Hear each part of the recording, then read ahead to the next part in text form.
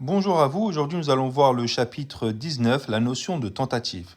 Dans le droit pénal, cela désigne l'intention criminelle d'accomplir un acte illégal, mais où l'infraction n'est pas totalement réalisée. Autrement dit, une personne tente de commettre un crime, mais pour diverses raisons, elle n'y parvient pas. Le droit pénal distingue généralement deux types de tentatives. La tentative accomplie ou tentative parfaite. Il s'agit de cas où l'auteur a effectué tous les actes nécessaires pour réaliser l'infraction, mais où celle-ci n'a pas été consommée en raison d'un facteur extérieur, par exemple l'intervention des forces de l'ordre, l'action des victimes, etc. La tentative inachevée ou tentative imparfaite, ici l'auteur n'a pas encore accompli tous les actes nécessaires à la réalisation de l'infraction. Il a commencé à commettre l'infraction, mais a été empêché avant de la mener à bien. La condition de la tentative, pour qu'une tentative soit punissable, deux conditions doivent être réunies. L'intention criminelle, ce qu'on appelle le dol, l'individu doit avoir l'intention de commettre l'infraction, même si l'acte n'est pas entièrement accompli. Des actes matériels commencés, des actes qui montrent clairement l'intention de commettre le crime doivent être réalisés, même si l'infraction elle-même n'a pas été consommée.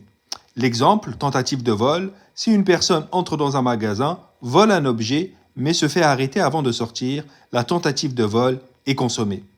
La tentative de meurtre, si un individu tire sur quelqu'un, mais que la victime survit, il y a tentative de meurtre, même si l'infraction n'a pas été pleinement réalisée. Donc, punissabilité de la tentative.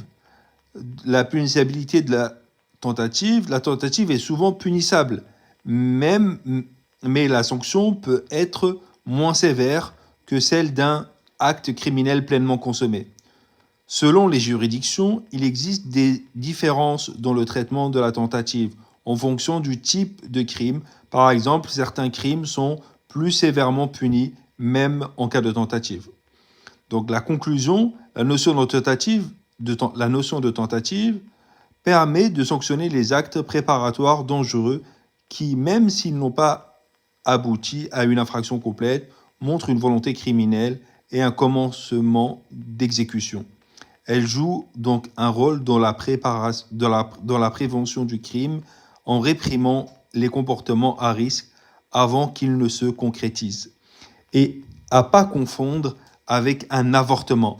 C'est-à-dire que quand la personne, elle part pour voler, mais elle se dit non, il ne faut pas que je vole, et donc elle ne vole pas et elle paye l'article, ou sinon elle sort sans le voler.